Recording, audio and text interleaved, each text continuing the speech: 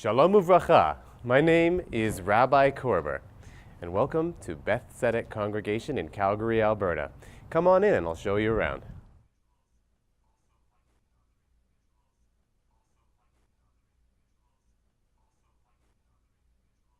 We're standing now in front of the memorial wall, which is made up of memorial plaques.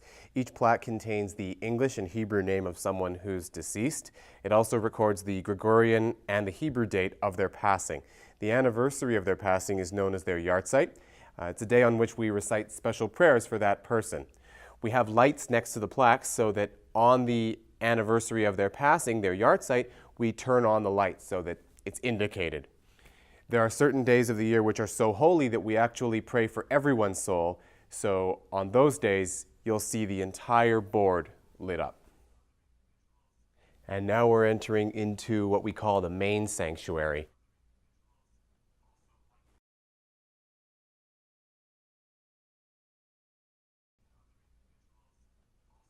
We're now standing in the main sanctuary of Beth Tzedek. Due to its sheer size, is only used on Shabbat, Saturday morning services, and holiday morning services where we get a large crowd. The room seats about 1,000 people.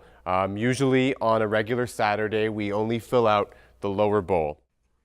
What you're seeing behind me in the stained glass windows is what's called the Ark, or the Aron HaKodesh, the Holy Ark.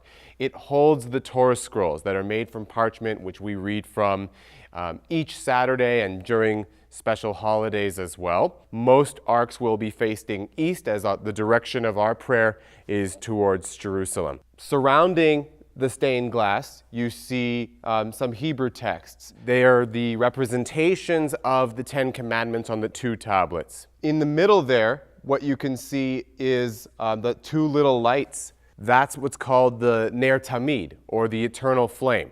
All of this is meant to represent the ancient sanctuary that was in the temple in Jerusalem, which had candles and which had different ritual objects, but it's meant to, in certain ways, reenact that ritual. This room in particular in this building has a very, very powerful energy.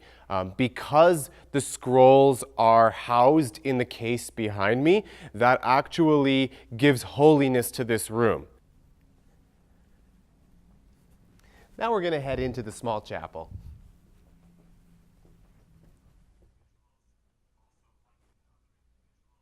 We're now in the small chapel, which is essentially just a smaller version of the main sanctuary. The community that comes to pray here during the week spends most of their time in this room. There's what's called a mizrach, which is a meditation on the holy name of God. I'm standing in the middle of our large social hall where we have numerous events throughout the year. A synagogue is much more than a house of worship. The word synagogue actually is derived from a Greek word, synagoga, which means house of meeting or house of gathering. So it's very much an ancient form of community center where we hold all kinds of social, charity, community organizing events, meetings with members from other communities, and other things that we need to happen here, such as school and administrative work. We also have a kitchen that's right adjacent to this room because this is usually our largest dining hall. We have 2 full-size industrial kitchens because it's very important for us to be able to provide kosher food for our community, food that everyone in the community can accept and can enjoy meals together. That is a very, very important part of Jewish community life, is the meal that follows after Saturday morning prayers and on every holiday. We have Sunday school classes here once a week, as well as after-school classes once a week for kids in elementary school. It's a supplementary religious school program. We also use the space that has a small kitchenette for other kind of events that we like to do, social gatherings. It's an auxiliary space that we can just use if we need the space, because there's a lot going on here. We're now in one of the smaller classrooms in the educational wing. This is where we hold after-school classes. We teach kids about the prayers. We teach about the meaning of prayers.